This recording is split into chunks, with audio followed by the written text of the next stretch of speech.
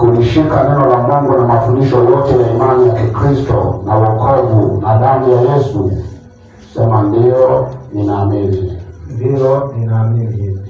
Je, Chikoza, nasemeni nyote wawili maana hizo zote ni zenu, tajiri wenu huo.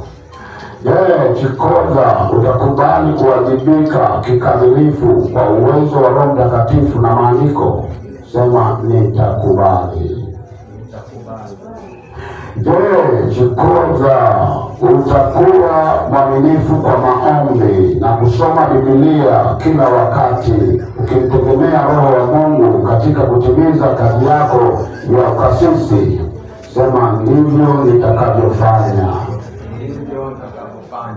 Je, Chikoza, uko tayari mbele za Mungu kunena habari za watoto wako na mkeo kwamba utamtunza katika njia inayopaswa na hakuna hata mmoja utakayetamani apotee? Sema Bwana, ndivyo nitakavyofanya ukinisaidia. Bwana, ndivyo nitakavyofanya ukinijalia. Asante. Nataka maneno haya.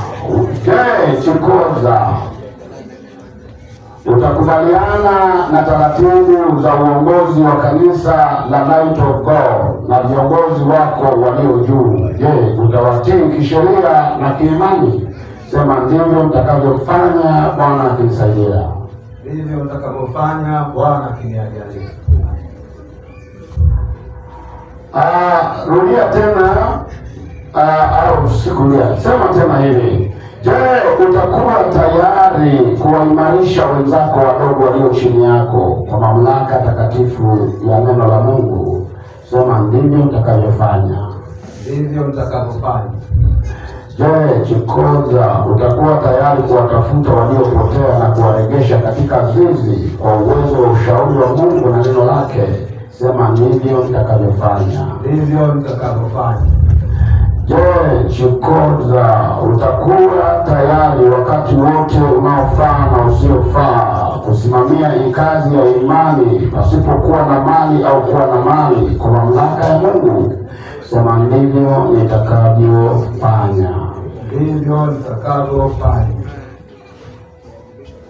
Mwisho, je, Chikoza, kuanzia leo utakuwa tayari kushauri ofisi kuu ya uongozi wa Light of God na kuenenda kulingana na neno la Mungu linavyonena? Je, utakuwa tayari kushauri? Naposema kushauri hapa, kuna watu wanaweza kusikia mambo yanayonena kwa kanisa Light of God, badala waje kwa uongozi wa shauri, nao wanaenda pamoja na wale wanaonena. Sasa hiyo ni makosa. Uwe tayari kushauri wakati kunapohitajika msaada. Je, utakuwa tayari kushauri? Sema Bwana akinisaidia nitafanya hivyo. Bwana akinijalia nitafanya hivyo. Basi kwa sababu umekubali na maneno haya umeyaitikia mbele za Mungu na mbele za wanadamu, nataka kanisa lisimame.